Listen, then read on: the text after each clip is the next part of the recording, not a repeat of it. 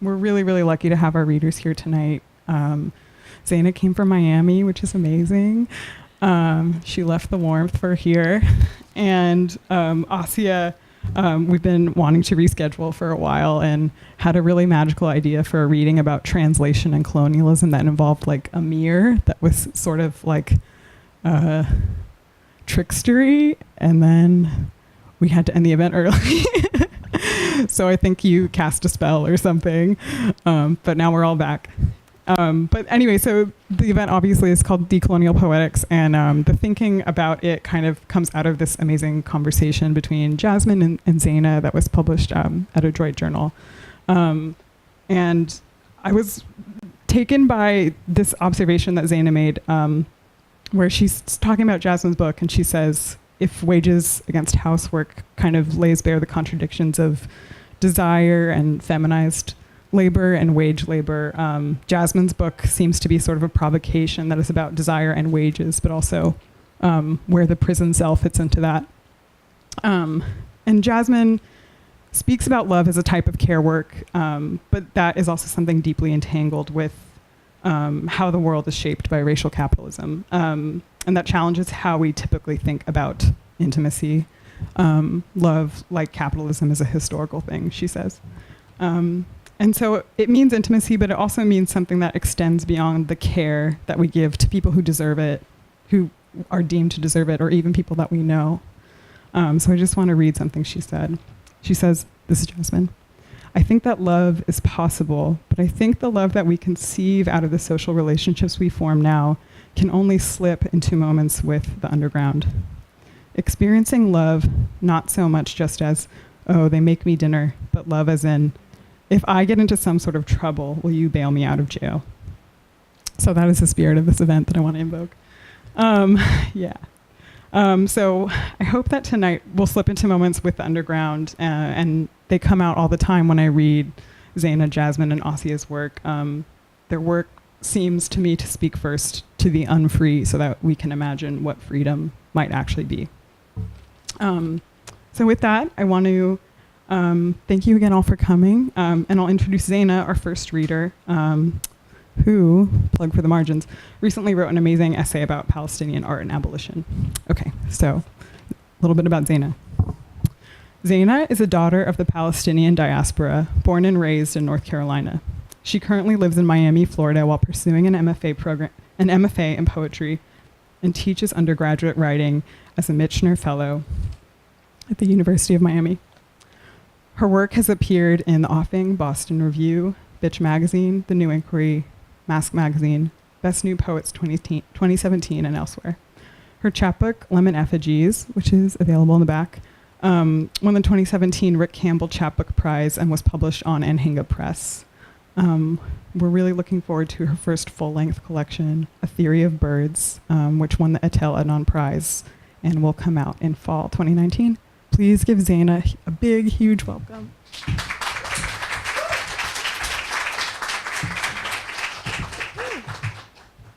Hey, y'all. Thank you for having me here. I actually really, really love this space. I feel really honored to be here with you all. And thank you for that beautiful introduction. And congrats on your union. Actually, I worked for the Fight for 15 campaign for 3.5 years. I very much consider myself a worker before and all other identities.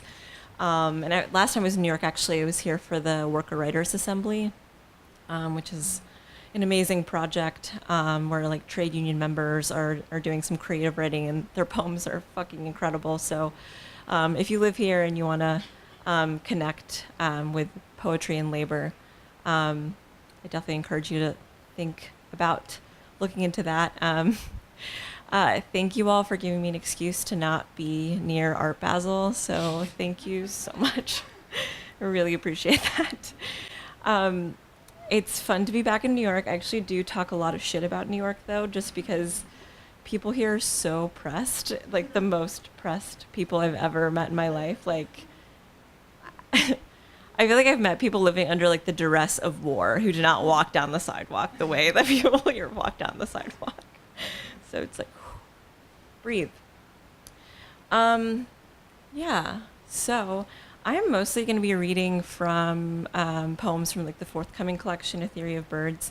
And so really where that came from is a lot of my chapbook was like these very personal, I think, meditations on what it is to like be a part of exile, be a part of diaspora. And then, you know, something about reading the history of the dodo bird really struck me. So to summarize some points that I think are instructive, it was sort of like discovered by settlers and named by settlers on the island of Mauritius. And then the Dutch actually established a prison colony on the island. And then within 80 years of the prison colony, the bird was completely eradicated. And to this day, all the histories that we have of the dodo bird have actually been, again, like written by settlers, sort of explaining why this bird essentially was too stupid to fight back, couldn't fly, so kind of deserved to become extinct. And I thought that to be really helpful for me to understand and formulate why it seems that we live in a society where genocide is described as an incident and an event rather than a social practice. And I think, you know, just recently with Bush Sr. passing, and then, you know, sort of like reflecting on all who we lost in the height of the AIDS crisis. It's not as if, you know, genocide just happens and then goes away, right? It is a constant process. It's a social practice. However, so is survival. And so what I've been trying to do is just think through what it is to oppose a settler psychology and a settler mentality at the level of language. So yeah, I'm going to read a few poems. This first one is called Bird Prelude. Inside the dodo bird is a forest. Inside the forest, a peach analog. Inside the peach analog, a woman. Inside the woman, a lake of funerals. Disappointed male lovers, scientists. Inside the lake, a volcano of whale songs. Inside the volcano, a language of naming. Inside the language, an algorithm for de-extinction. Inside the algorithm, blued dynamite to dissolve the colony's sun. Twinkle, twinkle. I didn't mean to fall in love with failure, its molting rapture. I didn't mean to name myself from a necklace of silent vowels. I didn't go looking for the bird. I entered through the empty cage, hips first. This is called Violence. We know the Nazis loved America. Hitler yearned to paint a twin, a green room where the dead are everywhere. Asked Abraham before the flame to the obedient tribe, what are these statues you cling to? Why calico? Why Spanish moss? Why the crickets scream? In a segregated graveyard, no stone reads private or public. The local jail is everywhere. Before another body is buried, a window is broken, a window was broken, the window is broken. In a high school history class, white children raised their eyebrows when I raised my voice. I don't know what they thought I was capable of. I wish I was more capable of it.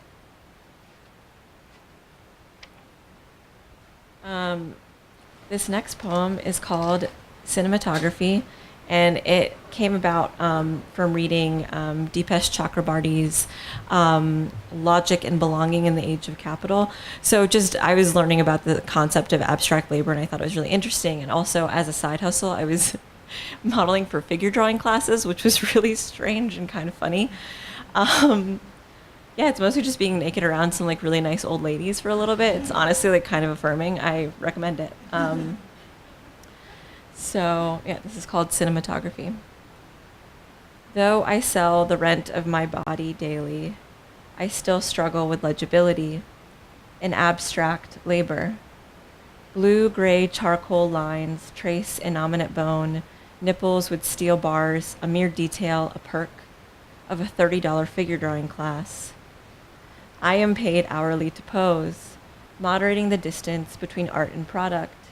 Maybe this is what Marx means by surplus value. which does not explain the sensation of watching my geometry against the page, a swell, a record. Even Marx could not categorize every exertion. Chopin's piano notes, fragrant noise, salt wet laughter. What about yellow? Or the color of orgasms, non-productive conduits of else, the space between price and lavender. On my browser is an article about lost cinemas, 2 bulldozed in the West Bank in less than a year. In the demolished projection room of Ossie live remnants of yellow frames. Marx and this poem fail to fully explain the action of workers watching film alive under occupation. Poetry and film survive as incomplete forms of description, a vaccine of distance. To locate a self in study is to chase an orchestra of the dead. The summoning music often too faint, too far away to tend to the tensions of work and scene.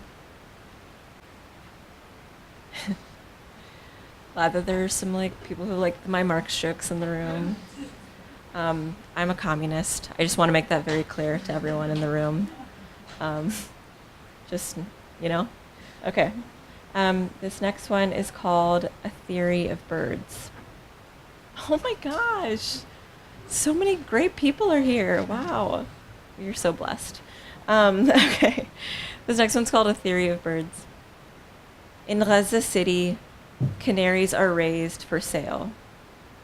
Goldfinch hybrids, ornament singing, right here, right here, right here, out from atomic cage. The equivalent of 1 month's salary. Rare birds eat dust in El Tufah, relocate to memory after warplanes hunt flight. In North Carolina, I saw a cardinal once that could have been my grandmother, who used to sell popcorn on the wrong side of a glass coastline. Finally, she gets a chance to travel. I tried confessing the number of days I have wanted love more than history. To be chosen by another bird, an arranged cluster of sunflowers, breeding more sun, a sun race, maybe then a return, maybe wingspan elsewhere. I am not a proud beast. These feathers are merely pinned amidst shoulder, mimicking the sound of dusk. Soon, soon.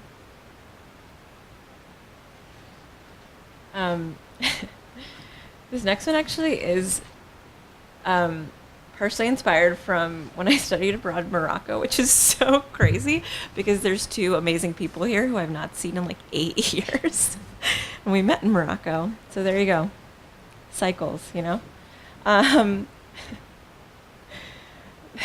This is called The Subject of Much Debate. Here, a case study on limits. Bruised strawberries, high on hash, abroad and bolstering the local economy. I read about a man who stabbed 2 Dutch tourists in Casablanca. I often can't dictate if I am a dead tourist or the killer, but I know I am embarrassed. In the midst of the Arab Spring, as an American Arab student, fixated on a pale boy in class, an avid climber, he teaches me how to say crevice in French, fente, in the streets of Rabat in uprising Athora. I mostly speak in English and avoid the irony of my invasion, except when the cab driver tries to rip me off. Where are you from? Out comes the broken lantern I inherited and poorly maintained. I could have been more honest and said, I locate myself in the city of Eve, but there, I just wanted him to believe me.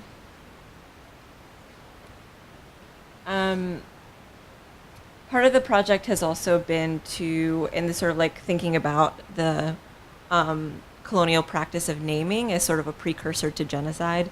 I've been reading a lot more about Napoleon's occupation of Egypt and how that sort of lent itself to a lot of the cartographic tools that actually then settlers in the U.S. used after the Louisiana Purchase. So this poem is sort of in reference to that, and it's called Description del Egypt. One morning, a charred ink line in the botanist's notebook. After the invasion, a garden planted in Cairo. The French army recording the distance between beast and cottonseed. Napoleon had wings, flew as Mercury above the pyramids, a sprig of blue inventing atmosphere. The text speaks it and so it becomes, image and imagine and the people beneath. Pool of statives beating, no known, no known. One morning my birth is an ink line in the language of plantations. I grow to watch the memory assemble me, a fiction of poppies and idolatry, gradient and supernumerary fervor, bloody at the footnote. There is a door that betweens me and then. The authors say the door is always open. The ghosts say the door is not for us.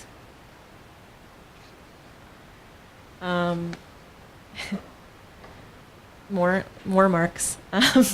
This is called Species Being Free, right? And so species being is a philosophical concept that that Marx works within. And so this epigraph is from him in his manuscripts. The whole character of a species is contained in the character of its life activity. Life itself appears only as a means to life. So this is called Species Being Free, right? I live in the 2nd century of world wars. A collage of startling images oversees breakfast, recurring pails of stones, dimly erratic, the Sisyphus hologram in my head. I take the stones to the privatized river to remember incentive of music, palimpsest of Still Alive. On one of my digital feeds, an old man listens to a record in his destroyed Aleppo apartment. Man as the tool-making animal, writes Franklin. I could not touch the song in the photograph, so I shared the still as a gesture of feeling, an animal who still listens. Beneath my eyes, I shake the pail harder and harder, then order 2 books on Amazon, A History of Flowers and Empathy, Why It Matters. Do you recall the floating city, unbuilt? It remains an archaeology of another possible future. A projection of flag-claimed moons offers more evidence. The workers need an elsewhere. What I really want is to collaborate with the dead, to appear briefly graphic, acquire only a hermetic deserting. This next one is called Capture Produces a Series of Remains, and it was really deeply inspired by so Homestead Prison is the women's prison in South Florida. And before I got kicked out, I sort of had some opportunities to read with some mothers who are held captive there.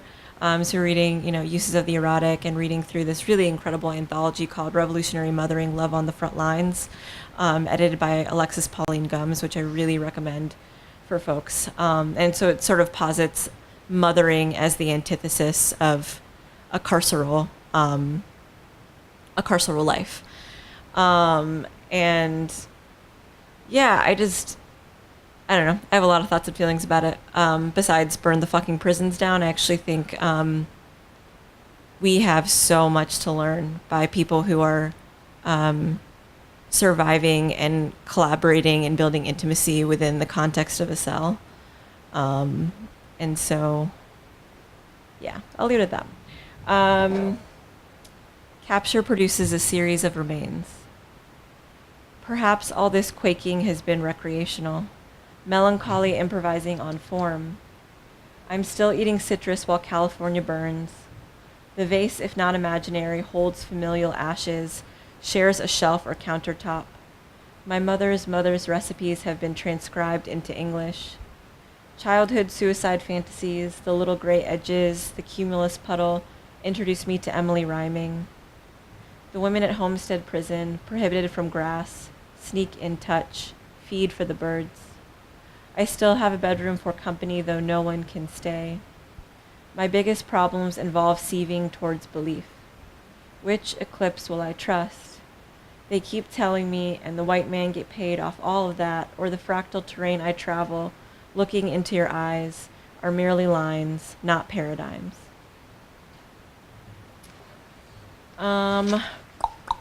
Okay, I think I'm gonna read like 3 more, if that's okay. So this next one is called Public Botany, and it was written in reference to, in sort of a way of like commemorating and thinking about cab drivers in New York, who there's been like a string of cab drivers taking their own life because of the financial crisis that they're alive under. But the taxi drivers union is like fucking militant and so amazing. I don't know, like they're just like they're so bad. Like they're amazing. So he was telling me how they like did this political strike to protest the Iraq War closely after 9/11. And so you can imagine like brown taxi drivers, like what kind of courage that took. So yay. Okay. I'm a big fan. I'm glad. So this is called Public Botany. The cab driver hung himself tomorrow. The cab's stillness cocooned by snow. Yellow has degraded in value, periled over time. Some species of plants trap and kill their prey to eat. Some of us are proxies for rendering weather. Living demands I tell you something about hope. That mucilage prior to ensnarement resembles dew. That fecal matter may observe sunsets. That innovation enables ancestral surveillance. But dead workers are the color of wind. Some of us smash department store windows. Some of us apologize to our children before losing the house. Some chant fog on strike in the snow. Some of us are named Red Arrow. Others are shelled to get to nutmeg. Fragrant, commercially viable, yielding. Yeah, so I've last 2. Yay. So now that Jasmine's here, I do want to say, like, one of the things I love the most about Jasmine's work is I think people posit that sort of like love and militancy are sometimes antagonistic, and so there's this idea that love is just sort of like really cuddly and and hyper positive, and I think that those of us who believe in sort of an alternative way of living and an alternative way of being, like, understand that actually militancy is like rooted in like a really deep belief that life is sacred and the dead are sacred, and that actually structural violence has consequences, and that's sort of like one way of exacting and demonstrating like a capacity for loving. So yeah, anyways, this is called Translator's Essay. Picasso's mistress had a name, but while unnamed, her extracted blood retained in his paintings Ghost's Kana, an everlasting echo, swimming in every interpretation. Sex is always monstrous, Banu Kapil writes. Is an absence of sex the absence of monsters, or of bodies in process, becoming the nature of monster? Pillow talk. The professor teaches me about quantum entanglement. Elsewhere, a pearl dissolves into winter's mood. You can disrupt my matter even when you are not in the room. I leave a menstrual stain in the grad student's bed. He is not a painter. His bed is not a painting. This is still a portrait of iron and memory in the style of other unnamed mistresses. Talking to Ana Mendieta in my dreams about the shallow grave she dyed red or the silhouette she sets aflame before being murdered by her lover passes the Bechdel test. Medusa is cursed by Athena for breaking a vow of celibacy. The inclination towards persistent sentiment results in a punitive remainder. Will you still write about me? The artist tells me my aura is yellow, asks if he can draw me nude in the soft light. 2 years before meeting me, he paints portraits of extinct birds. He forgets to write down their names. While invading the New World, Columbus writes of sirens in his notebooks, evoking the half-women, half-birds of Jason's Argonauts. Every time I look for women, I become more bird. In documented studies during orgasm, pain thresholds of women more than double. Squeal to prepare the body for war. Locating the process of individual pleasure and pain exhibits an illness of setting. Everything I know and love is made possible by violence. When I ask men to press harder on my throat, I am not begging for death, but curating a reiteration of revival. I don't want to hear any more history. Unpin me from the calamity of democracy when you are ready to follow a tendency of anonymous feathers. Okay, I have one more. Thanks for sticking through it. This one's called Naturalization. And yeah, just thanks again for listening. And I'm so excited to hear other folks read. There was occupation, a market for tracing, clouded October and open fire. There was text flattened into macabre telescope, an orchestra of stolen, petrified skulls, tombs made civic. There was hand-drawn cattle, splayed in spectrums of gray. There was afterward, new world order of sunsets. A sugar plantation and a French slave master's son. There was a fixation of birds. There was a hobby of arranging murdered muses with wire to be painted exactly like this. There was a book of the dead named Birds of America. An incident of canon. There was grove air, there was turpentine, orange and harvest, and piles of indentured coiling. There was Syrian Christians petitioning against yellow to better own houses. There was stacks of pledges and dictionaries without song. A refugee crisis and a father with a flag pin. There was a daughter in her pages of class mobility. There was hours of wrists and balconies and inadequate protest. There was an inquiry into how the green lawn occurred. There was a poet trying to retrace a book of the dead. She entered many cities, portending a crow in spring. Wearing a dress glimmering of sweatshops, she asked the tarot reader in New Orleans for clues. The corpses in you are damaged, but they have a lot to say. Okay, thanks.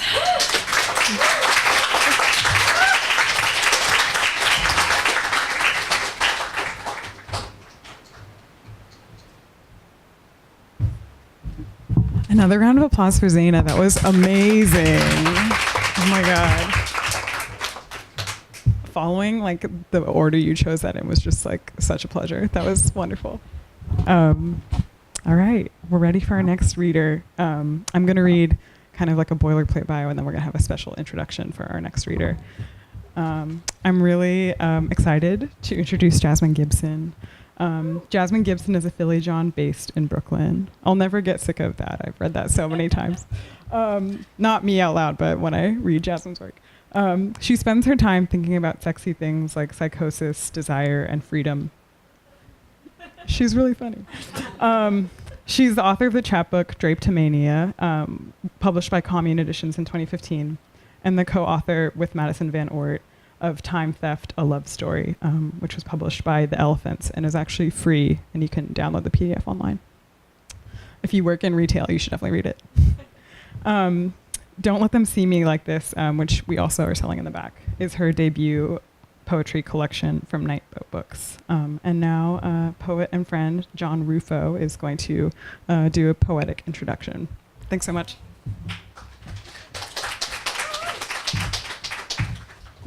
Hi, everyone.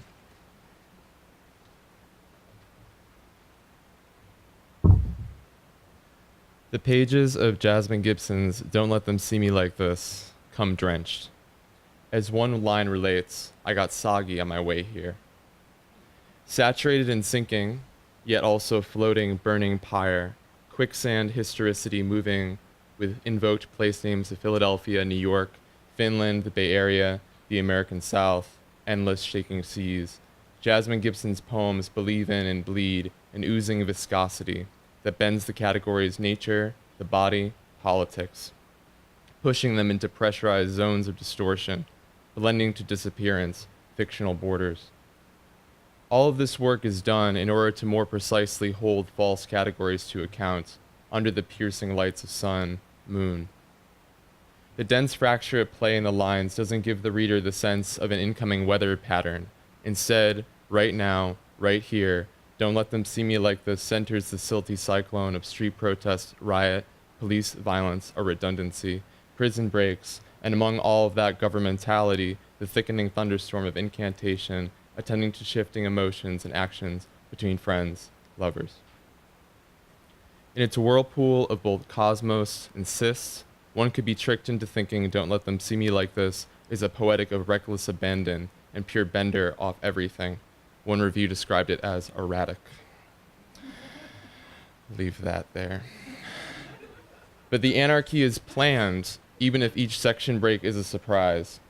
Gibson is a meticulous, matter-focused thinker and poet, one whose dialectics and critical signs add mixed historical materialisms, psychological scrutiny, poetics concerning the disruption of relation, and what theorist Hortense Spillers has crucially spelled out as the flesh.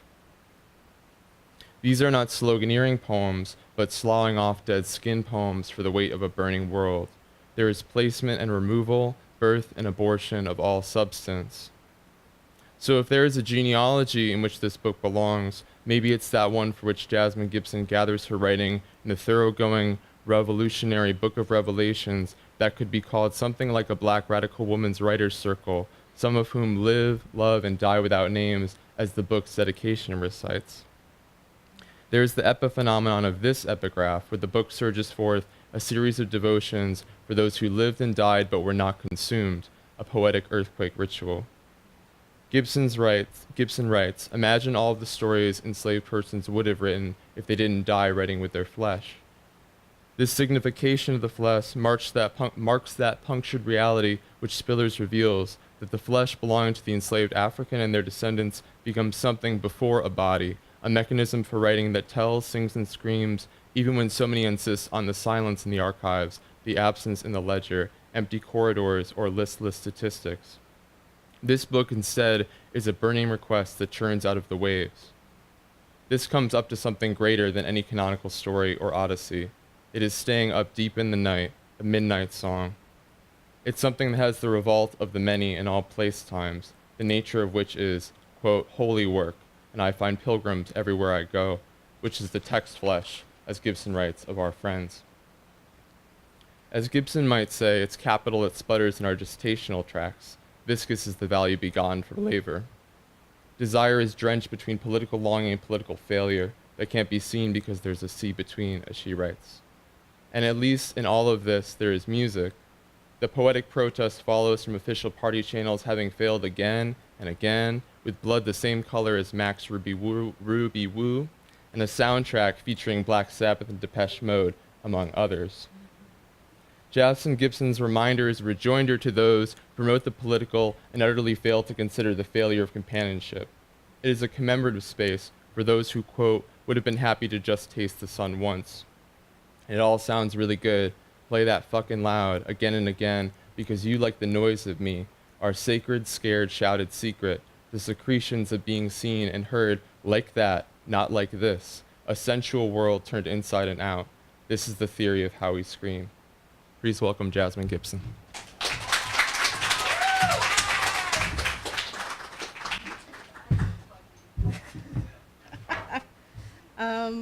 I'm only great because of my friends. Oh yeah, I'm shorter than everybody else. Yeah, thank you, John. Thank you, Zaina. Thank you, Sophia, for bringing me here. I'm so excited to see you read again, Asiya. Yeah.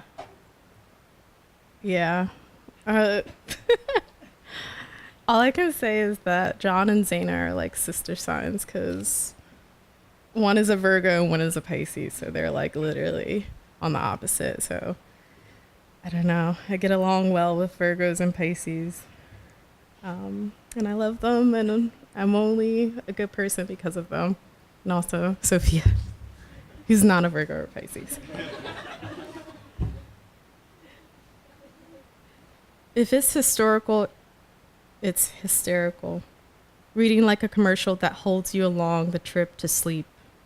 I didn't know there was an alternative to capital and that I could choose press one on one with my body against cement, one on one with debt because it's the definite lover, the complete God. Walk with me and sleep. One on one because that's what happened at the bar and my pants on your mouth doesn't make it to the meeting. Even if everyone can smell me on you, sweet and full of darkness, demons, I believe the proper words are teachers and police officers that restrain little girls and don't worry when their bodies don't make a sound when their skulls hit the concrete. But again, one-on-one. Imagine all of the stories slaves would have wrote if they didn't die writing with their flesh. Instead, their flesh was of a sadistic master in our age of enlightenment. Tell me when it hurts, I'll keep going. We start to fail when we think we can no longer win, and everything is comfortable, still where it is, and the skin is just fact, not remembering how it got there, but only realizing when it breaks and cracks, and it's truly romantic to be temporal. You'd rather be guilty than learn from your mistakes. Let me know when I'm the only one that can tear you inside out, acutely bring you under heat lamps only for growing purposes so that any inkling of doubt can be cast away. Gulls screech into the streets hoping to bring life to them and maybe even disease, because isn't that the closest we feel? Splitting the soul in fourths so we can wander and never rest. The people want to know, is everything as fucked as they say it is? In the metal, write your name. I want it on my chest, like all slick, wet things that go there to rest. The whiskey is always there for me to sidle up to. I could reach into the back of my throat and pull a gold ring. Whether powers going east or west, whether there's the absence of gravity, hymns sung on the shorelines of modernity, and record shops with class-driven disco, the weakening of the economy. The economy is down, by the way, y'all. This historical timeline pulls a thread that brings colonial projects to meet here on an avenue that knows me best. Property, like energy, is neither created nor destroyed. Fire, is ash, and they all burn the same. In forests where things come alive, I can't say I want to undo myself like thread to wrap around you. I can't say these are material conditions of my breath on your breath, and we chose to take and cling closer to what primitive accumulation afforded us best, bondage. Muttering something about diasporas, muttering something about the flimsiness of white supremacy, but not when it's attached to lust or condemnation. I've been playing tarot with books, looking at titles to spell your name. Not the spoken name, but the name in the form of a question that I don't want to know the answer to, because I already know the question I want to ask. I wanted to touch just a little bit longer, and that all we had to lose, we gave up willingly.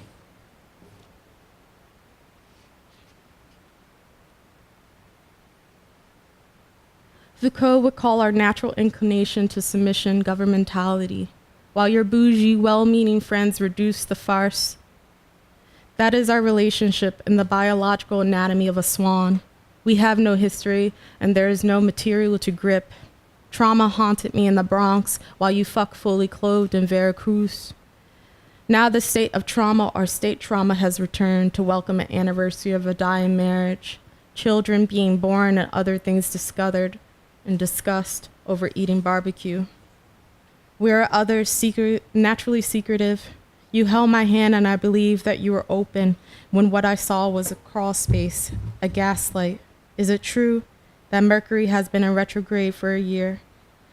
It is in retrograde now. That my sullied sheets are our only home? Is it true what love can do and the violence it causes? The state of violence or state violence. Cats only sleep when the police are at the door. We've had 2 hours of sleep and you're surrendering to rooms of potted plants and stolen pictures of you and your wife in Quito. You remind me of that I'm wrong about race. I'm reminded that there is only one space for one forlorn woman.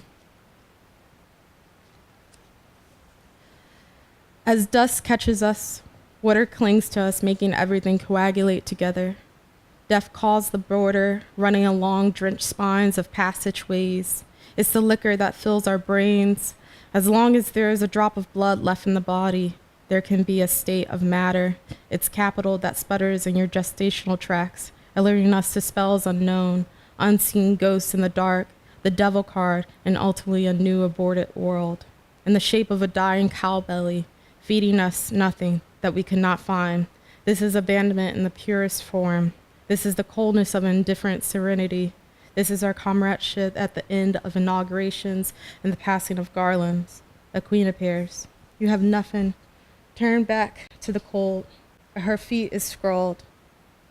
History happens upon the flesh, sitting, waiting to be introduced to mob theory, whether it's our world versus the barking of idyllic dogs, begging for the world to end in the shape of their image, not waiting for fascism to die, instead holding open my mouth and crushing the state under my mandibles, letting acidic fits do the rest, collecting each flag until they become as adorned as the bodies that continue to die for democracy.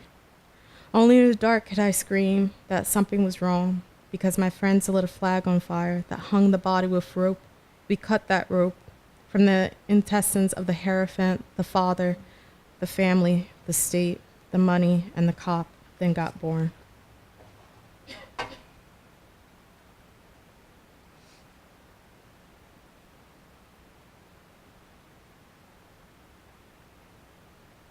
Handling snakes, I wrestle with you, give you my name, display it in the inner lining. I spoke in your Christ wound and grew razors in my mouth. Borders became closed, my skin began to buckle in between spaces. My capillaries expands as I sew a coat big enough for our lungs to constrict and hackney. Swaying wooden floors line our nostrils, trills. You can't stop wheezing against this homecoming.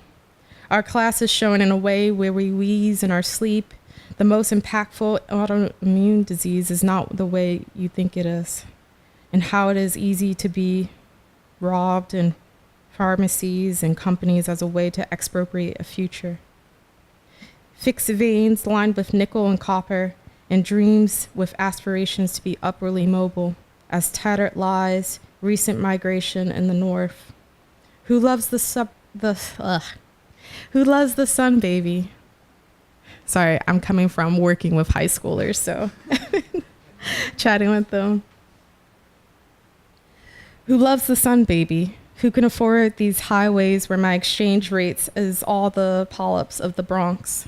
Who wants the sun, baby? Who can give birth without hesitation and advance directives of bleeding out on a concrete slab and public housing that greets you every morning? Who loves the sun, baby? When I am fissure in all social relations and class analyzing alkalines my teeth to chalk. Who can have the sun, baby, when I can't have you or the memories of us, when liberal theories and violet autotherapy keeps me from you?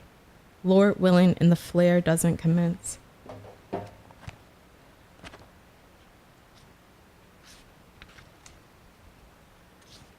Stop texting me. I open up until the walls sweat my name. Haunting isn't enough. I want to merge, live inside, split into your cells until flesh is only thought of as contextual. Freedom and capital can be measured in furloughs. Diagonally, the lovers have merged with the state. The scene has merged with the state. The scene, like the barricades, cannot hold out against Saturn. But who will pay the price? Suicide happens by proxy. We get a dose of it in our feeds, keeping us in rapture, utterly broken-hearted, lonely like God. We lose in school. We lose in the hospital when what was given was held all because the voices we hear are loud and external, telling us struggle is gradual. Don't you want to function? But my body is in pain now with my heart slipping out of my anus because my sphincter got too weak from from the stress of holding shit in. We lose in church because the preachers, pastors, clergy are all silent when black women are murdered by black ex-police officers and black on black crime becomes null because this is about lost masculinity. And there it is, a hum of, and the church say amen.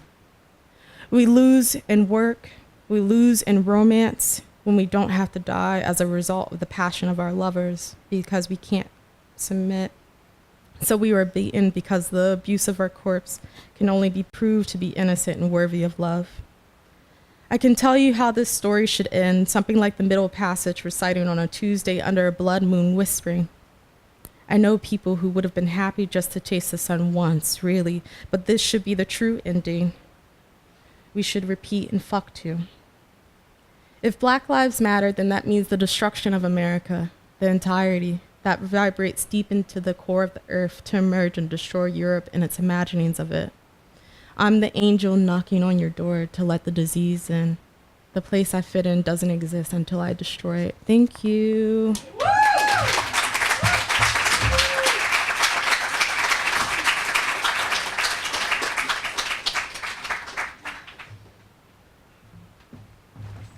I forgot I had to get up again. I was just like, whoa. Give it up one more time for Jasmine, everyone. This is a good segue to Europe and also Ossia's book.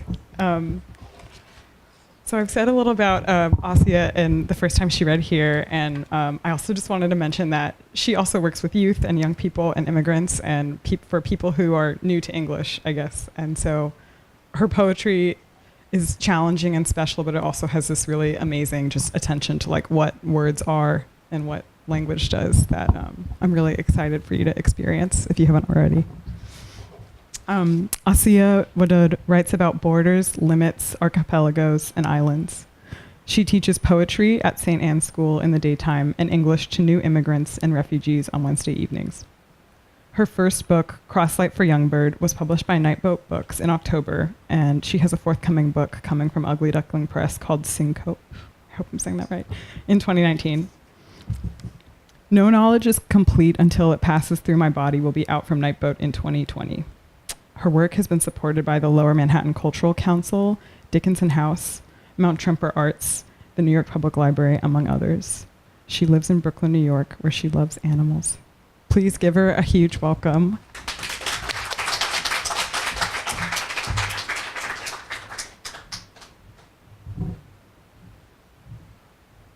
Hi, everyone. Thanks so much for having me tonight, and I feel so lucky to be able to read with both of you tonight.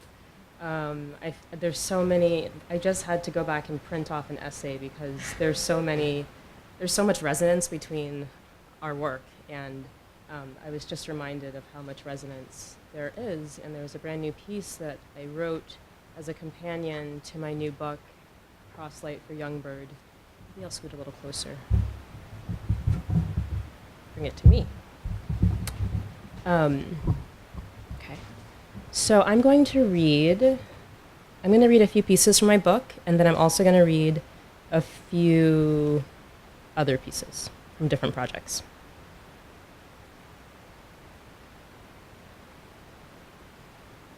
Home 16 Ways.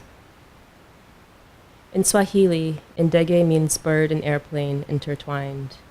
In a new patois, ndege significa pájaro na flugzeug. To speak of a young bird is to say nothing of its boomerang comeback, let alone its able wings, let alone its constitution, and of its webbed feet as metronome, and eyes a gilded stayed light, and gate golden teeth, and tongue a ready supplicant, small body roundly racked with pain, who keeps watch through these thickets, young bird. To speak of a young bird is to say nothing of its glistening plumage, and nothing of its matted plumage, and nothing of its missing plumage, whose downy feathers know no borders, whose supple mind learns mother tongues, whose strong jaws to claim the sounds. Say Amira, Amira. Say Fatima, Fatima. Say Mustafa, Mustafa. Say pillage and mashallah for the storm that's come and gone. Young bird fed from birth, Bismillah, Kalka makes the bone firm. Bismillah, many ways to call a home. Bismillah, a bevy beat syncopated, with our gangster country we always love. And in any language, it's the same. Bird is airplane, intertwined. The ascendant, the ancients, the sun, the waters that swell, that keep, the anchor, so urgent, won't burnish or shank my home. And if it does, there are 15 new ways to say home. Kaleti, Lampedusa, Calais, quietude, mashallah, Hamburg, Patera, Skorsgog, a sovereign nation's peace flag, and 16 ways to say home. After home is a bounty. after home is wrought in name alone, and after it's a new shame, a savage pummeling at the Balkan border. Youngbird, wings relent, but mashallah always, a crisp, clean shrift.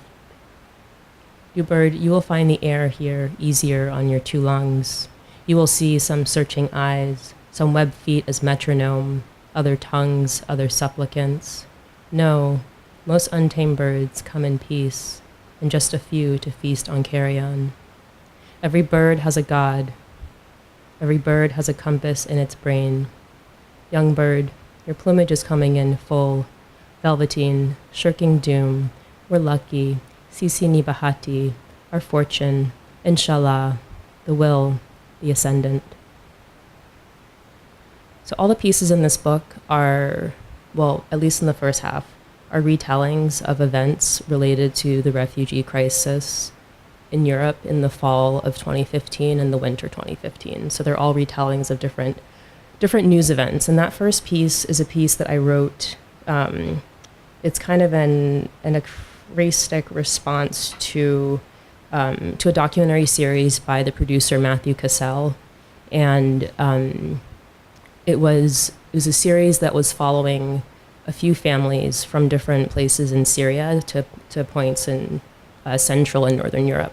And there were these two girls, they were like 5 and 6 years old at the time, whose family he was following. It was a mom and the two girls. And I became really just kind of transfixed by their journey and by their story. And so I wrote this piece, and then the piece I just read, and then I sent it to him. And then he sent it to the mom. The mom read it to the kids. And I'm going finally next summer to Sweden, where they are now, to meet them. So, yeah. Quietude gaped earth, substantial loss. The ferries encumber their own weight. They pass each other at close range. The unlikely vessels transmit their cargo. All the bodies carry on. Everyone on board is black. Everyone covets a faithful salvage. The carry-on circle overhead.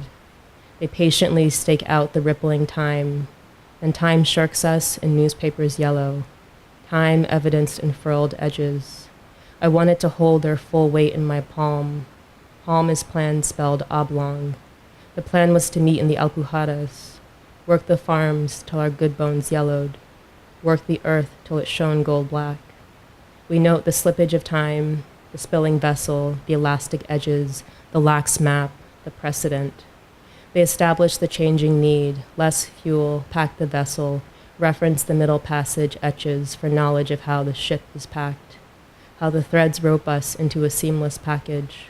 Quietude gaped earth, monumental loss, the crisp cutting siren of a new day dawning, the shoreline with its subtleties, and the mirror image that we named this duty. The spilling vessel, the elastic edges, the lax map, the precedent. We cut our losses, we named them knowledge, we came back heavy, we reached for the narrow, we live in yeses and gracious miracles. Meanwhile, in our mourning, islands remember everything. That's how they subsist, immemorial. They carry on hopeful that the archipelago remits light. The island searches out the light, and it's easy to find when you're primed for looking. We trusted in the cutting sea. Subcutaneously, we are gold. Our livers are fatty. Our lungs contain the dense, unkempt air. The mandible cuts fear. The ulna refracts the elastic edges. The wave frequency extends eternum. I intend to measure the distance. We all supplicate in keen. We all supplicate in cup and exacting distance. The boats pass each other at close range. I count 77 bodies, 77 shoulder girdles abutting the wind. The unlikely vessels disgorge their cargo. Colony and agony rhyme in duress. All the bodies carry on. I must confess, the carry-on circle overhead. When time passes, newspapers yellow. The obituary's name awaited coffin. The lives never lose significance. We were born, each of us, manifold. That's how we'll die too, subcutaneously gold. The edges furled to show where time waned. I wanted to hold their full weight in my palm. Palm is plan spelled oblong. The plan was to meet. Palermo anciently slips with the tides. the spilling vessel, the elastic edges, the lax map, the precedent, how the threads rope us into a seamless package, quietude, gaped earth, monumental loss, the crisp cutting siren of a day delivering, the shoreline with its subtleties, and the alkaline duty, equally of self and of a distant progeny. I'm going to read an essay. I hope I can hold your attention. I spend most of my days, well, today with 5-year-olds, and so I can hold their attention for about 72 seconds before I have to do something else, like take a break or do something. So I hope this essay is a little bit long, but maybe I'll try it out. It's kind of a companion essay to my new book. It's called Anything is Light When It Bears It Heavy, etching a name onto a malleable surface. Quote, a fault plane is the plane that represents the fractured surface of a fault. A fault trace or a fault line is a place where the fault can be seen or mapped on a surface. A fault trace is also the line commonly plotted on geological maps to represent a fault. That's from Wikipedia. For our entire lives, we advance and retreat, advance and recede across the long plane of our own prismatic geographies. These geographies, multivalent and shifting, bear all of our paths, bear witness to all of our paths, and bear the load of our paths. Some of the routes we take become well-worn because we ferry ourselves across them again and again. Some paths we take only once, and perhaps we presume their imprint falls, then rests in a gathered heap somewhere in the recesses of our periphery. But I think each of the paths finds a way to engrave itself upon us, embed itself in us, become part of our subcutaneous logic. Sometimes the logic is a fixed engraving onto a firm, certain surface.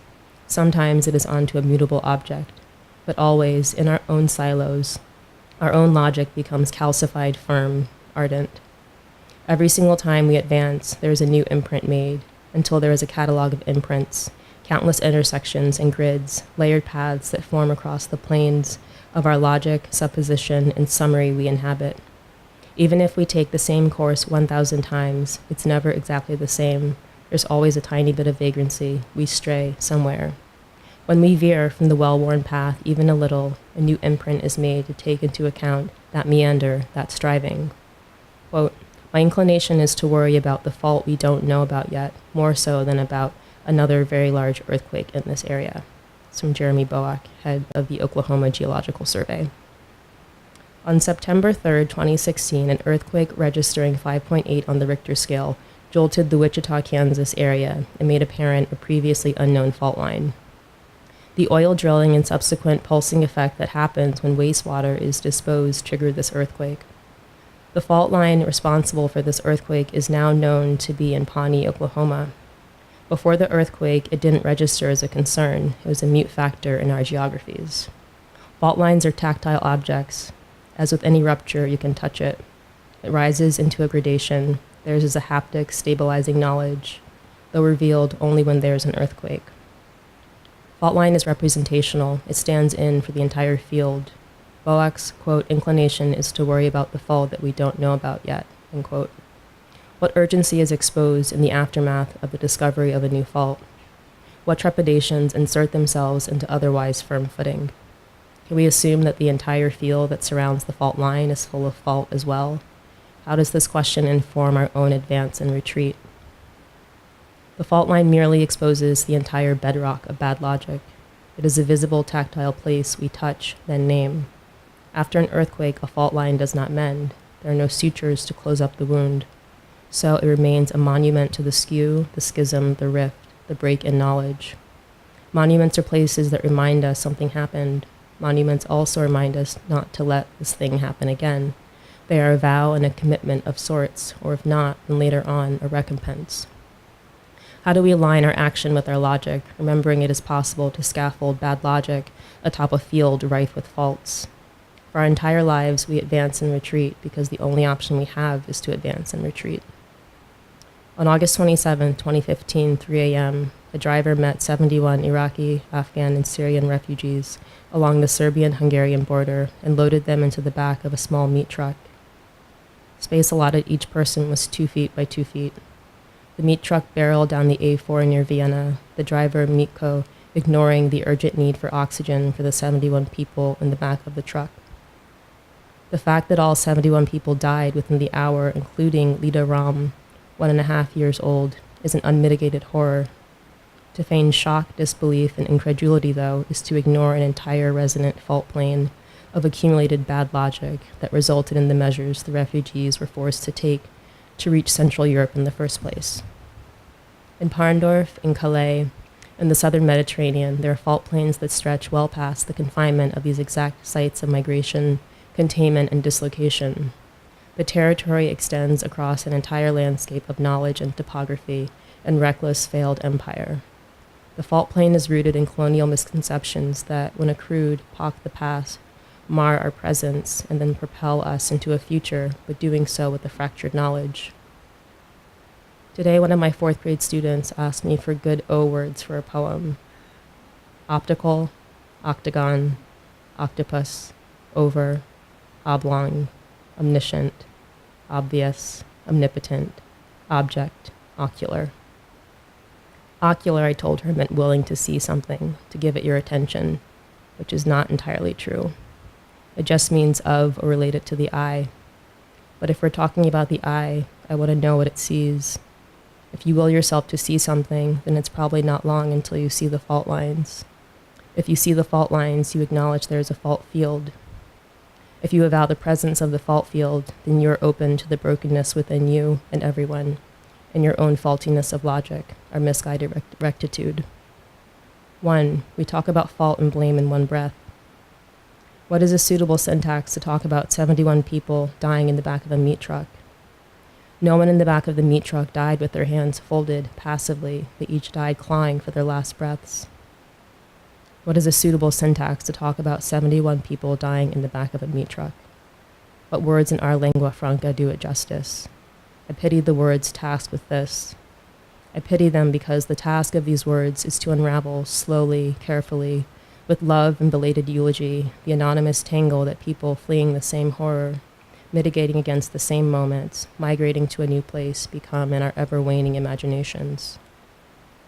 Power has to do with a series of accumulated gestures, major and minor, across an entire plane, gestures that vest and reinforce power for some, brokenness for most of us.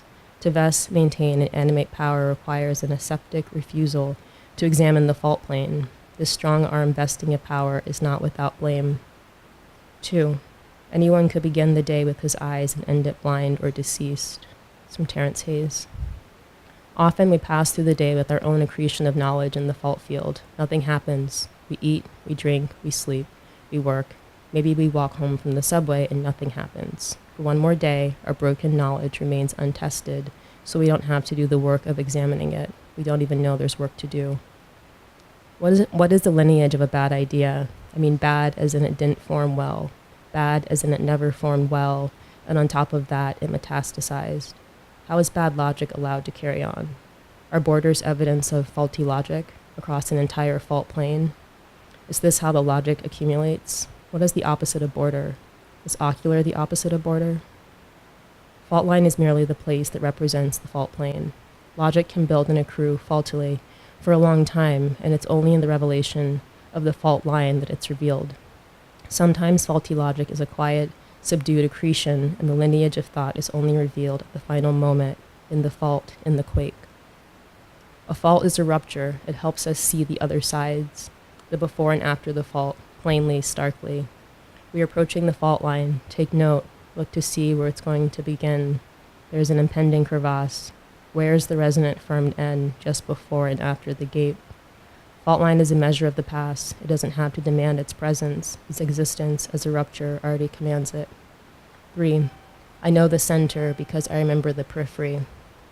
You know worth is also relational to a fault. Your own worth, everyone's own worth, rests on an attenuated continuum of fault along with everyone else. Your position on the continuum is, more often than not, determined by someone who is not you. No one knows your own interiority when they place you on the continuum. With Parndorf, with each kilometer as the truck drove on, the lives inside were of diminishing value. Worth is relative to the value of all other proximal lives. Is indifference a fault? How about willful, vile indifference? How about irreversible indifference sanctioned from such a distance that to wend our way back through the fault field to attribute blame is always and forever lost in our own sturdy miasma? How about if everyone is doing it? Does collective indifference get recast, renamed as just our country's creed, our own manifested beliefs? What is the opposite of border? What happens when you worry a fault line? Does it become its own accrued border? What does it mean for something to be faulty, like an entire patterned language you've constructed that is full of holes, like the patera was ill-equipped to transport people? Is that a faulty vessel? Or can something be faulty if we already know it is full of bad logic? Is that just a fault or a false start? We thought the engine was good, but it turns out it was faulty. Faulty develops in the space where we thought it was one thing, but it turned out to be something else. A fault line is a place of blame. It's a place we can pen our doubt, mistrust, and our own extroverted misery. 4. This entire country is an assemblage of peripheries. Naming a border is a way to rectify and absolve us. It's a way to give credence to our own inaction and to do so without shame. A border can do the job of asserting the limits of our own ethical obligation, where we are bound and then miraculously, arbitrarily not. What's the name for the space right at the precipice of a fault line? Penultimate fault? Is there a name that acknowledges the winnowing distance between the edge of darkness and copious, prolonged, disciplined light? Caravaggio painted in the bright enclosure of this space, the chiaroscuro, Italian for light, dark. Every single time we retreat, we etch something, somewhere. Barring prolonged, incalculable stagnation, the only option is to advance and retreat, always, for as long as we live. Each time we advance and each time we retreat, something of the moment is etched upon us. What is the opposite of border? What's the opposite of border? Is ocular the opposite of border? Is acceptance of our own brokenness the opposite of border? Knowing we are labile, fungible, futile, but always reaching the opposite of border?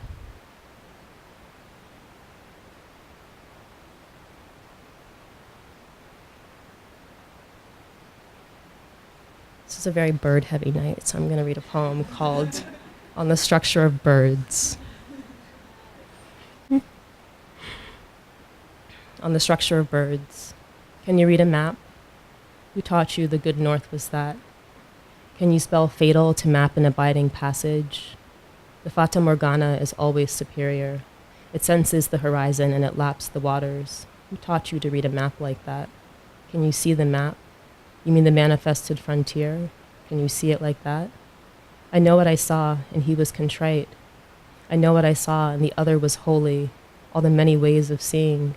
Who taught your English, and who taught you like that? Who named you and said, come straight to the light? What goodness, what many Wolof men still think Rio holds some dream? What northern light? Who sees Sharifa and only then sees Jane? Who sees light streaming in from my fourth floor garret? This is a suitable abundance, this clasp I call sun. This is some newness I'm catching to rectify the loss. Who told you this semblance should be named language? Who wrought this? Some small god lingering in stillness, some prophet twice disposed, some dirty fingernails, some of the ransacked. Who told you once bitten, now the baby shy? Who likes a god who dreams in total and wide? I left for today so I can come back strong. Who knows the word borders is a foul translation for brethren? Who knows the map is better left dead? Who told you that? Who speaks through a knotted tongue? Whose pine needle branches? Who would say the swallow slopes its four chambers to the sun? Who would say the swallow's furcula breaks in two? Who too would say that a free bird freely alights? Who then would say that a free bird enters any nation? Who knows the free bird can eat any worm? The free bird keeps no army and is not bellicose. Who wants to look me in my face and remind me daily that I come from small hands, from clean hands, from clay hands, and mired hands. I learned by rote to read a map, noting the islands and the passage, the pillaged and the damned, how they all erode with time, the North Star and the expanse of dry heat, fine sand. Who dares to say that a whole people are not a desire line? Bahia fits into Douala's neat cove. Who unfolds a long shrift before the pateras even left? Who hopes that a benign but mighty force quakes us? Who prays for Palermo and prays in pidgin? who speaks what they need and gives grace in a patient tongue, who has no mother and thus no mother tongue, who needs Lampedusa when an isthmus is willing, who needs an isthmus when both ends reach to nothing, who needs the nothing when the map is not prophetic. Can you read a map? Who taught you the good north was that? Who never told you where our kin licked the flame? Can you read a map? Who told you it was written in our tongue? Who named you and said, come straight to the light? Who named you? They said, come straight to the light. I think I will read 2 more pieces, if that's okay.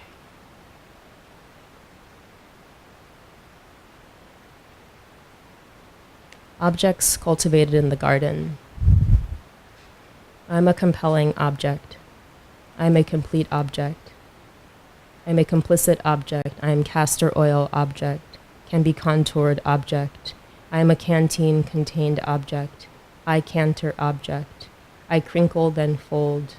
I crease an envelope to tamp the mounting distance, to fasten a muted object to the aleph to the kingdom. I am a lasting litany. I once tried my hand at objection. I once tried my hand at refusal as abstraction. I was on the straight and narrow. I was a propulsive happenstance. The swaddle kept me enclosed. I am a counterweight then convergence. I am a lever, a pendulum, will obfuscate anything. I am an anthem in mourning. I am a lasting litany. I once tried my hand at breathing. It became my second nature. It became my country. I bear no crosses. I am not mired. I am not muted. I am a minor constellation, seen only from giving vantages, avail myself only to warm-blooded countries. I tried to cross a border, my paper stamped, still in mourning, my paper stamped, forever marooned, my paper stamped, look at how the light affixed.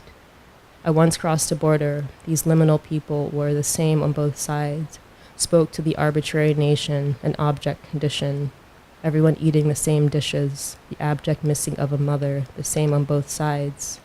I was once thinking I'd cross a border, got wrapped up in thought, and ended up already on the other side. These liminal people were just about the same on both sides. I once spoke of elasticity as some kind of question. I once spoke of nightingale in the garden, as in light recedes, then a portion meets you. I am a lasting litany. I water the objects in the garden. They are fulfilled and do their growing. They are full of breathing, for them it's easy.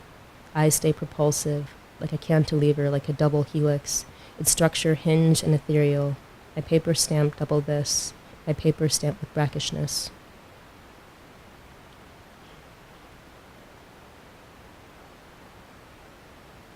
This is the last piece. Thanks so much for having me. Thanks for being so attentive. And it's such a pleasure, and I feel so lucky to read with you both tonight. Thanks for having me, Sophia. Remember, we too are but the fold, a struggle to reach the astral. All can be considered light when you name it light. All light refracted is a hopeful light. A life raft carries the bodies of the just now dead. All hope descends to cloak a finality. The finality reveres a moon's recent perigee, and the perigee speaks of a featherweight doom. The apogee speaks of a dead weight in vague terms, rather preferring the swath of even a cool northern light. The north is but a dedicated orientation. The north is but a detriment, and the underside of a shadow can be the eventual light. All we carefully assemble becomes our own archipelago, the time that waned when we thought it stood still, the burden and the blessing of an able constitution. Light becomes luminous when you name it light. The most liminal light shirks the dereliction. All light is a desire line. All light begets better light, and assuredly it ekes out its keenest knowledge. Anything is light when it bears it heavy. Anything can be light when you call it light. All is luminous when the apogee shirks doom. All is luminous when I was 7 years old. All is light laid bare when a dinghy reaches the shore. All is laid bare with a dinghy run aground. All is barren when a baby is buried nameless, a headstone simply naming its only reference. All is burnished when an infant reaches shore, and a shadow is the underside of the eventual light. All light ultimately crests, new light reaches. I assume this is God's will. I assume God's will is ascendant. Light is limitless. A searchlight rightly casts a final glow. The lambent light is its own direct knowing. It's okay, we got this. Remember, we too are but the fold. That which is creased ultimately sees its coming nation. All is luminous when the apogee shirks doom. All is luminous when the apogee shirks doom. Thank you.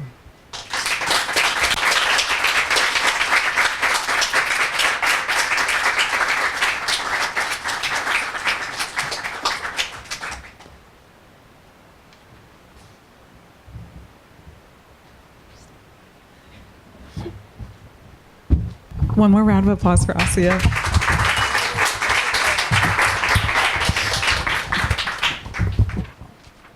So we have a little bit of time left, and we thought it might be nice to just ask questions if you wanted to. So we have time for about 2 questions.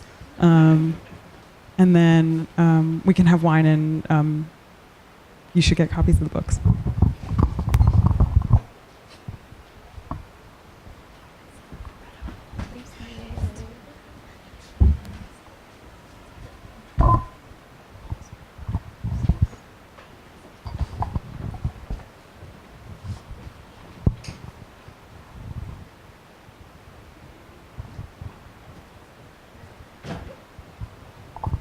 Does anyone have any questions?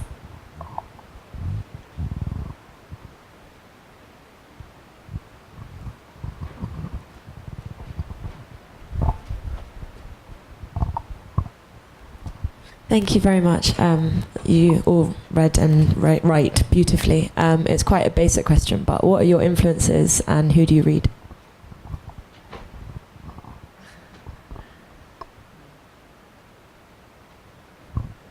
Shall I start? Okay, fine. I read a lot of things. I read really widely, and I think more. I mean, maybe not more, but in addition to writing, I am compelled, and I guess I'm interested in everything. I mean, I'm interested in writing, but I'm also interested in dance. Like this book that's coming out in 2020, these are all pieces that are written and meant to be translated back to movement. So someone I really admire and whose work I follow is Okwi Opakwasili, who's a dancer and a writer, but dancer, writer, choreographer. I read a lot of Clarice Lispector, because I think she does a lot of interesting things with thinking about what it means to master, like have mastery of a language, what it means to own a language, how can you possess a language, and how do you show a possession. And I read a lot of poems by kids since I work with kids. And I'm really influenced by my adult students more than anyone else, I would have to say. They have shown me, I've been working at the Brooklyn Public Library for the past 4.5 years, and it's just one day a week, a 2-hour drop-in class, and anyone can come to it. And it's been, I feel like in the past, English is my mother tongue, but I feel like in the past 4 years I've completely relearned English and have a really, really different relationship with it because of my students' perspectives. Like every single week there are all kinds of questions that I would never have thought of myself, or kinds of like all these new kinds of relationships that are drawn. Like what is the difference between sarcastic and narcissist? What's the difference between kitchen and chicken? What's the difference between selfish and shellfish? There are all these connections that are so magnetic, I think, that I would not make on my own. Only someone who has this kind of remove of a language would make. So I don't know. I don't know who else I read. I read a lot of Clarice Lispector over and over and over again. I really like William Kentridge, who is he's a filmmaker, animation poet. He's in town right now, actually from South Africa.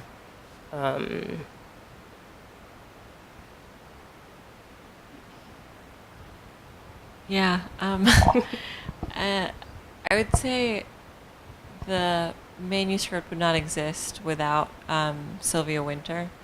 So reading Sylvia Wynter has been really profoundly impactful for me, particularly her writing about 1492 and like colonial discovery events. And I think honestly, I just don't think I've ever encountered a thinker as rigorous as she is. Edward Said's Orientalism was also really instructive. I also read a lot of weird colonial, like naturalist writing. So like, again, like where settlers are sort of like, this is a bird, here's why, because I said so. And so really, I mean, it really is like that arbitrary, and then you're like, ah, that makes sense. And then in terms of poets, Fred Moten, I have like such like a weirdly intense, tender relationship to his work. I think I've thought about it a lot, actually, why that is, and I think it's because his writing reminds me of my friends, and so whenever I read his work, I think of them, which makes sense if you know his scholarship and like where his focus is. And then Francine J. Harris's Play Dead, I just think is absolutely incredible, and that was really helpful for me. And Samia Bashir's field theories were also all in the mix of things that I was reading while I was working on the manuscript. For me, it's like I come from like a kind of weird background where I, for the most part of my like late teens and early 20s, I was involved in political organizing. So I just read a lot of political theorists, and predominantly like mostly Marxist theories. Like I read all of Capital, and it's a big book. It is a brick. And I read the Gondrisa, and the way that he writes like really inspired me, because it's not something that's like really cut and dry. It's something that's like really amazing and magical. That I don't think people think of his work as like that poetic, and I think it is really poetic. But I feel like an old Marxist man when I say that. But like, so that is like what influenced me. But then just like kind of like, I don't know, before that I was like a political science like kid. Like that's my degree, and like my BA's in that. So just reading a lot of like basically reports, like boring stuff like statistics, and kind of just like how that influenced like my relationship with like my friends and my family. And the economic crisis of like 2011 really influenced me to like really start writing, because the furlough had happened with government workers, and my mom is a government worker, and kind of that being an open entryway to talk to her about like politics, and how that affects her kind of relationship to the state, and kind of historical lineage of like what that means as, I don't know, like half of my family is from the American South, and half of my family is from the Caribbean and from Brazil. So kind of like seeing how that lineage of like Black women in my family that have recently been domestic workers, and now being like admin roles, and Spillers like really influenced that a lot, because I work in care work because I'm a social worker. So all of that stuff kind of like influenced me. Like Spillers is amazing. Like her Everything You Could Be If Sigmund Freud's Wife Was Your Mother. It's actually a Mingus song. So if you like jazz, you should listen to Mingus and that song. It's really good. But it's about psychoanalysis and race, and I thought it was just so interesting, and that really just broke my head open, where I was like, what the fuck is going on? And as I was working as a case manager, I was reading a lot of Deleuze and Guattari. I sound like a theory bro right now, but I was reading Anti-Oedipus, and that just made sense to me about like how my work relates to like the work that I'm doing with clients that I have that have been, institutionalized for a long time, and then kind of like how their relationship to me and like to capital like functions. And that's actually when I started to write poetry. And now that I write poetry and I'm a poet, I read my friends' work. So I read Zaina's work. I read Sophia's work. She's a really good writer. I read my friend Reek Bell's work. I read John Rufa's work. Yeah, I'm just really lucky to just be surrounded by poets because they keep me sharp. And they're actually the ones that are like, you should read this, you should read this, because I'm actually not that good at reading poetry. So, yeah. One more question.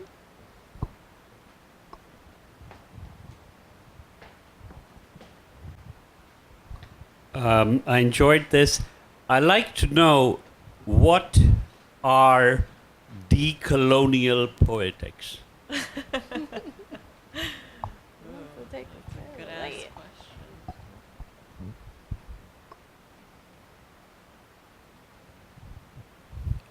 I think it's a false boundary to be like, one is colonial and one is decolonial. From my perspective, Right. because it's something where I think that as long as capitalism exists, there is no, what is that? I'm looking for the word. There is no cutoff between the previous occupation of like an empire in a country, and there's no post like empire in a country. It's something that's very pervasive. So there's no point of going back. So I don't think that there can be a decolonial poetics until there is the abolition of capitalism. Yeah, I agree with all of that. On the same page. So I think, because we're in a room full of books, right? So I think that there is poetry as commodity, right? There's poetry that is published and printed and different vehicles for things like that. And then I think there is the concept of poetry, or there's a poetry that exists as a mode of being and a mode of analysis that I do think actually provides an entry point of antagonism towards capitalism and to colonialism. And what I mean by that, and I think this is something that Césaire writes about, right, in terms of poetry as a form of knowledge, is that, what the settler mentality says is that I am hurt, and because I am hurt and because I'm at risk, I must possess and I must accumulate and I must dominate, right? But I don't know about ideally, but what I think poetry can do and what it does is it actually forces you to pause and pay attention. And that is something that I think settler colonialism absolutely does not want you to do. Because when you pause and pay attention, these things about the underground, these things like intimacy become much more imminent, rather than the driving force of individual protection. And so, not to sound corny, but I do think that's actually why I, fuck with poetry and think that it matters. Not because, I get to do readings, even though this is dope, but really at the level of a production of collective knowledge that increases contingency. Yeah, I agree with that. I think if I could call anything my ethic, it would just be attention, attention as ethic.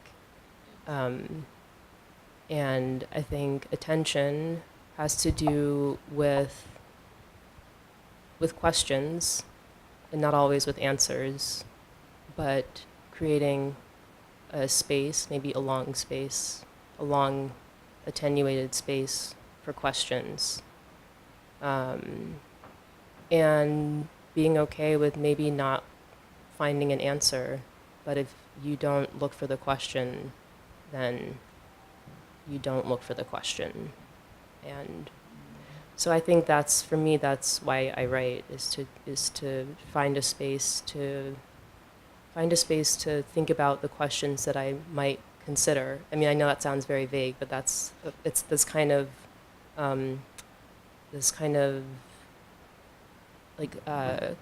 a clearing through brambles, I would say, trying to find your way through something that's really murky, maybe, and knowing that you might not ever find your way, but knowing that there's value in there's value in the attention of that, of doing that.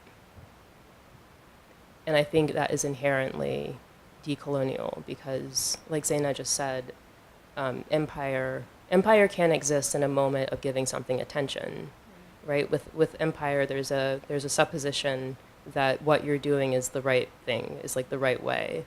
There's a certain like assuredness in that, which is the opposite of a question.